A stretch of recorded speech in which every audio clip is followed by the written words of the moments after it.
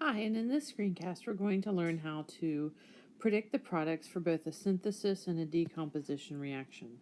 So I'm going to be giving you the reactants and you'll identify what type of equation you think it is, and then you'll predict what will become the products based on it. Alright, on this screen you see two examples of generic equations. And then the top one, this one is a synthesis reaction. And you can tell this is a synthesis reaction because it has one product. So whenever you are being asked to predict the products of a synthesis reaction, usually you have elements or very simple compounds, and you'll be either told that you're making a synthesis or that you should combine them to make one product. So what you do is you look at the specific elements that they've given you and you combine them into making one compound. And you will need to make sure that if whenever you're combining them, if the elements have a typical charge, you may need to cross the charges to have a net charge of 0.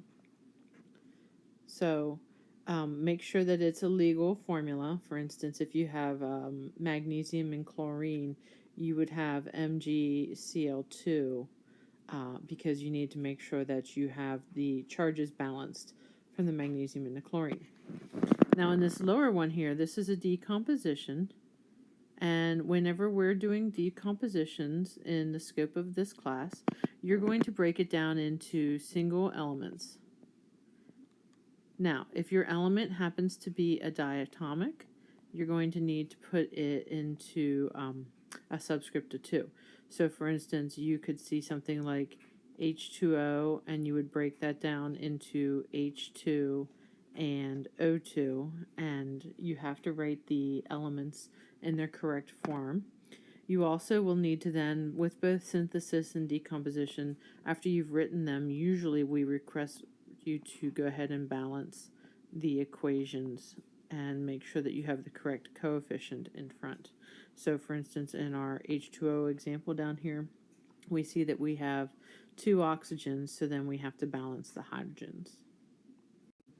Okay, so let me give you some examples of synthesis, or combination is another version of the name, if you prefer that version. So synthesis or combination. And here in the picture you see that we have a s'more. And the s'more is made up of the graham crackers, the marshmallow, and the chocolate. And each one of these reactants appears in the end product. And if you look closely below, you can actually see it written correctly as a chemical equation. So let's look at, let me give you an example. If you have Mg and you have Cl2, and I want you to make me one product when you have Mg and Cl2, you would predict the product to be something that combines both Mg and Cl, and then you have to go back and you have to consider the charge. The Cl2 is a +2 and the chlorine is a -1. And so we've learned when we're writing formulas that we have to cross the charges. So the correct version of Mg and Cl would be MgCl2.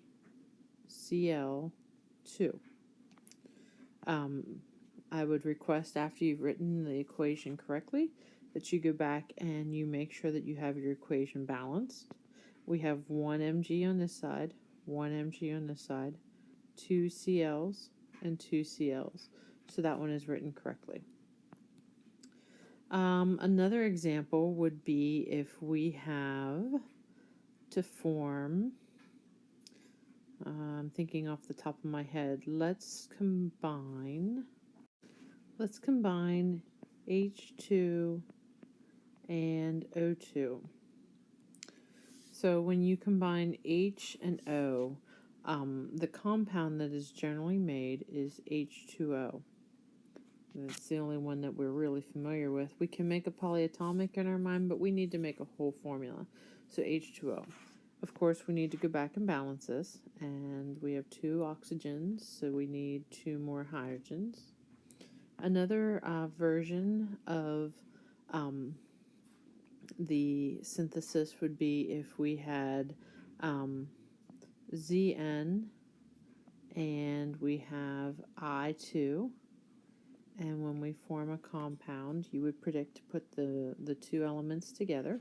And remember, you're putting the positive part first, so the metal, and then the ion or the anion. And so now we have to look up the charge, and zinc is always a +2, and iodine is a -1. So when you crisscross this, you will have a compound of ZnI2.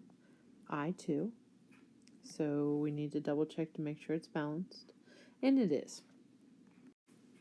All right, so a decomposition reaction, we are going to always break it down into real elements, and the elements will have to be in the correct form, and they can include regular metals, it can include diatomics.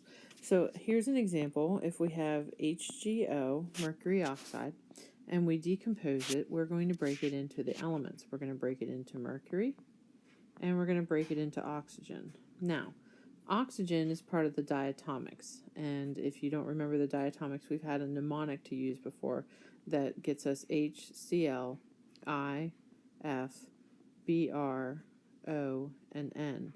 And these all, when they're by themselves, get a subscript of a 2. Okay? So oxygen will have a 2.